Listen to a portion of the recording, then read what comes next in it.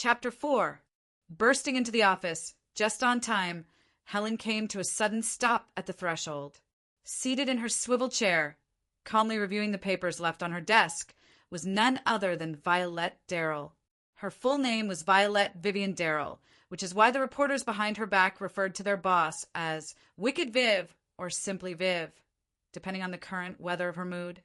Turning her impassive face toward Helen, the head of department gave a curt nod. "Good morning, Miss Massey. Please come to my office in about 10 minutes. Without another glance at the bewildered staff, she disappeared into her office. Helen's heart sank. What could their first lady possibly want with her this early in the morning? If there were a new assignment brewing, Viv would have called the entire department together. That was always her approach, even when the task involved only one person. Viv liked to hedge her bets and never missed a chance to drone on about versatility and the fair distribution of responsibilities. Had the summons come at any other time, Helen wouldn't have batted an eye. But today, the very first day after Kevin's departure, they had left the office together in plain sight of the entire department. What if Fussy Viv demanded an explanation? My personal life is nobody's business but mine, Helen told herself boldly, settling into the chair across from her boss. Viv stared for a while at the intricate solitaire of documents spread out on her desk. Then, with visible reluctance, she pushed them aside and fixed her small gray-green eyes on Helen. Helen couldn't help noting, not for the first time, Viv's total disinterest in her own appearance. Not a trace of makeup, only dark shadows on her upper eyelids, perhaps meant to add depth to her gaze. The effect, however, was that her already pale cheeks took on a waxen hue. Viv wasn't more than a year or two older than Helen herself, yet made no effort to hide her lack of vanity. To top it off, she seemed to favor every possible shade of mauve, none of which suited her, as if to reinforce the violet in her name. "I had hoped you'd be in a little earlier today," said Miss Daryll, a note of reproach in her voice. "I intend to assign you an interview with an Italian businessman who arrived in Cleveland recently. His name is Dylan Woodwords." Helen raised an eyebrow. "He's Italian?" Viv gave a non-committal shrug. "Not exactly. He owns a couple of small newspapers in Milan, so one could call him a colleague. Besides that, he holds a significant share in a corporation that manufactures plush toys. Mr. Woodwords is allegedly exploring partnerships with factories in Ohio. That, supposedly, is the reason for his visit." The way Viv said it, with just the right shade of sarcasm, made it clear that she believed his real motives were quite different. And, of course, only she knew the truth. Viv relished playing the role of the power behind the throne, the woman who saw through all pretense. "Well then, dear Miss Massey," Viv began ceremoniously, and Helen braced herself. "I gave this a great deal of thought. You are the ideal candidate for this assignment." Viv leaned back and gave Helen what was meant to be a gracious smile. Helen inwardly flinched.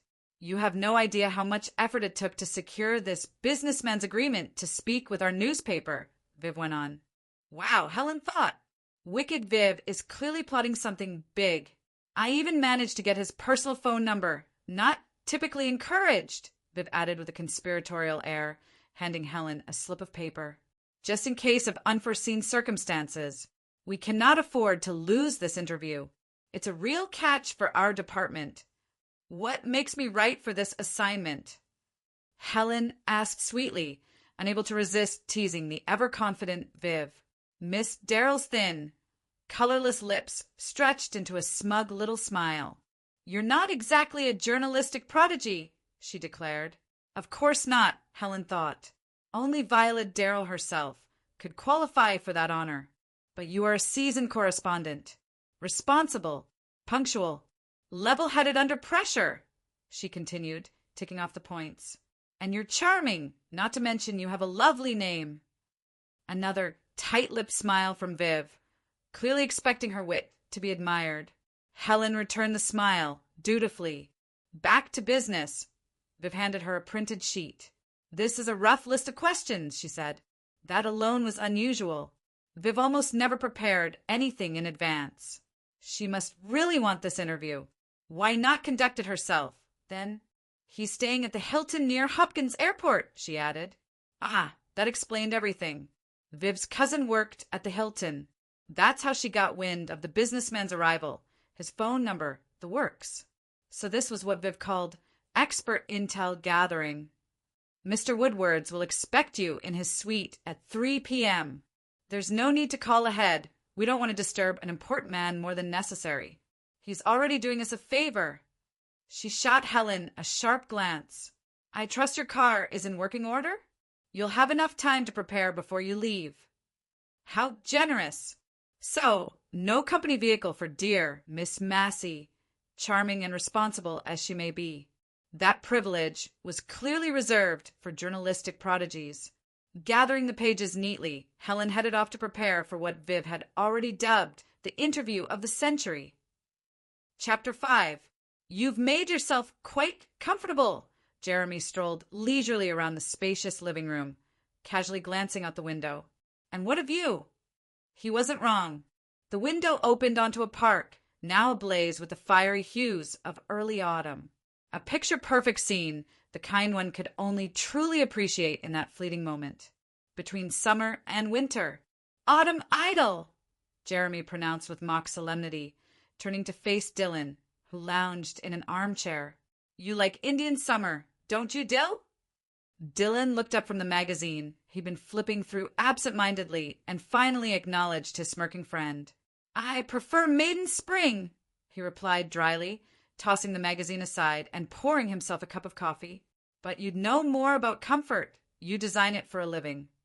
And you destroy it, Jeremy retorted. Owner of a network of interior design studios across the U.S. and Europe, including Germany, he gave Dylan a pointed look. Tell me again, how did you manage to drive those ever-patient Germans into a rage? That quiet little calm guy was practically foaming at the mouth. I had to write him a check to calm him down, or he would have strangled me. You wrote him a check? Dylan sat up. Why didn't you say so? I'll pay you back. Keep it. Buy yourself cigarettes, you international vagabond, Jeremy laughed. I feel responsible for your mischief. After all, I'm the one who placed you with those poor Combs. He paused, clearly itching to pelt Dylan with questions. Dylan, in turn, watched him coolly, betraying no sign he knew what was coming. But Jeremy couldn't hold it in any longer. Listen, Woodsy! Jeremy had a habit of warping Dylan's last name into absurd nicknames. Woodsy Woodings! What's this new hobby of yours?